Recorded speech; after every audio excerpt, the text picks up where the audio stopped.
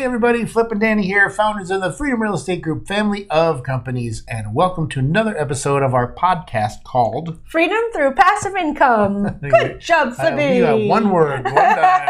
Stop throwing me off, man. Welcome to this episode. This one's called What is an Asset Manager and What Do They Do? Yeah. So what is an asset manager? This is someone who manages a portfolio of investments for others. Yes. What is an asset manager goal? To maximize the value of an investment portfolio over time while mitigating risk. Yes. And last, asset manager fiduciary responsibilities. To make decisions on behalf of their clients and required to do so in good faith. Yes. Now, I'm done. Danny, take over. I was about to say, is that the end of the episode?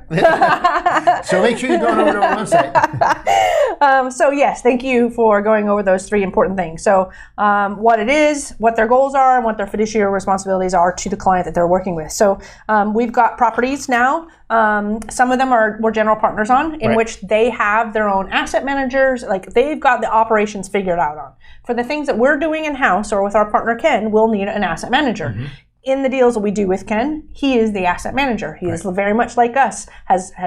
He has tons and tons of properties that he owns personally. Plus, him and his wife own a brokerage, and they're both licensed, and they have a property management company now. So and kids, and they do so much. I know, way more. Oh my gosh. But on any deals that we do here in our backyard, where Ken is not involved, then just like the 56 unit that we purchased originally, we will be the asset manager for that deal. Mm-hmm. Now, on the 56 unit, the asset manager really was our property manager. Right. But the more and more properties that we get, and we turn this into a portfolio of larger apartments, then we need somebody dedicated to this particular job. Right.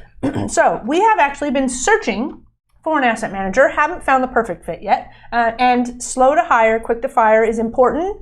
Always remember that. Yes. So we have been slow to hire, and we have not hired anybody yet. So thank you, Tina. I know that you're watching this episode. She is our COO, and she has stepped in as our asset manager.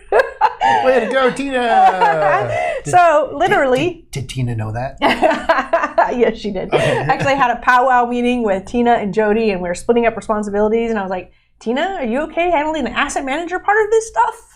And of course she said, sure, because she's awesome. Thanks, Tina.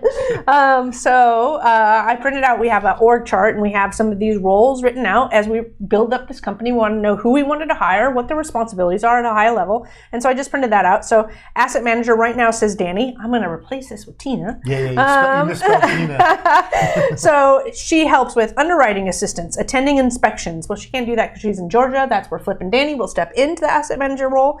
And actually we do the underwriting assistance right now too until she learns that part. CapEx analysis assistance, create property business plan, asset management, manage the asset management tracker. We just built our first foundational asset management tracker. It's pretty cool. She handles the project management, which is the renovations. She also handles the rehab draws. So like this particular 48 unit, we have a bank that's got the rehab funds, and we're doing draws from them. So she'll handle that process of how we get that money out. Property reporting, both client-facing and internal. So she's going to create the reports and all the emails or the communications that goes out to our clients to say, hey, this is what's going on with the property. She also does more frequent reports to us for the internal team so that we can ask questions and then help out as needed. Weekly meetings with deal level teams. That's the rehab, the renovation manager, and the property manager. She'll do weekly meetings with them. So on the progress, those actually get moved to bi-weekly and then monthly as the property stabilizes. But when it's an active renovation, then you're going to want to be meeting weekly. And she manages the cost segregation study. So those are the high-level pieces of info that we have on our org chart of what an asset manager stands or does as part of the responsibilities. And then I just printed out May 12th. I sent this email, and it was about our 48 unit that we're getting ready to close. Actually, will be closed by the time this airs. And it's to Tina. And then I copied a few other people on the team that is relevant for this type of stuff.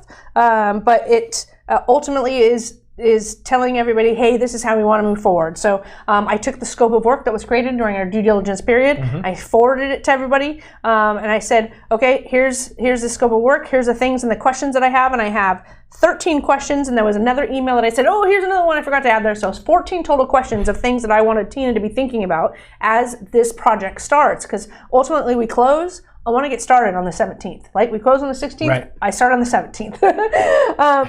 There's no wasting time here. Shocker. So all of that information is in here so that we've got a game plan, and that game plan ultimately goes to the asset manager, is discussed internally with the team, goes to the asset manager. The asset manager then works with the property manager and the renovation manager and makes it and tweaks it. Like, it doesn't mean everything that we talked about or discussed here in this email communication or in our meetings is going to happen. The property manager and renovation manager could both go, oh no, we think this is better. And Tina could agree. That's part of her fiduciary responsibility. Right. Make decisions on behalf of their clients and required to do so in good faith. So we don't have to constantly get involved all the time. That asset manager is going to listen to the experts that are doing the projects and doing the renovations and managing the units, talking to the tenants, and they're going to go back to her, make suggestions, and she's going to make a decision from there. And so that's what she does. It's not... We don't think it's like a role that takes a whole lot of time, but it's an important role. It's an integral role that you need somebody in there that you can trust. And of course, she's our COO for a reason. So I was just going to say, is she still our COO? Yes. This is actually, I was thinking about that. I was thinking about how perfect is it for the COO to step into a role that's being created so that as we create these processes and these templates and everything, then she goes, and when we hire the new person, as the operations officer, she goes, here it is, like on a plate. It's pretty. Here's your processes and all the templates that you use going forward. And we all know what they are because we helped create them, right? And she was a key piece to that. And building 6 companies, she has been a part of that from the very beginning. It's been tough for her to be able to get into every single company. She's literally had to go, this company, do, this company, do. And so now she's a part of FCI and is really helping build it from the ground up. So it's exciting. Yeah, she definitely came on at an interesting point of our 6 companies. Yes. Yeah, she jumped in with both feet. Yes. Well, she came in like 10 years ago, so way before 6 companies. No, I mean when she came this last time, when she joined us. Well, anyway, we hope that you enjoyed this episode. Go on over to our website, freedomcapitalinvestments.com, to join our investor club, and that's where you're going to find more information about deals that we're doing. But make sure you're meeting up with us on all the social medias and doing the YouTube subscribe thingy, and hit that like button. Yeah. If you like Tina, hit the like button. I've been trying to find out. Now I'm going to be going out there going like. How many times can I hit the like button?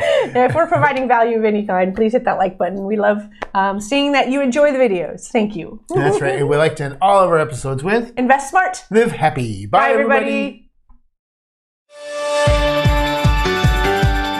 Nothing on this show should be considered specific, personal, or professional advice. Please consult an appropriate tax, legal, real estate, financial, or business professional for individualized advice. Opinions and information on this show are not guaranteed. All investment strategies have the potential for profit or loss.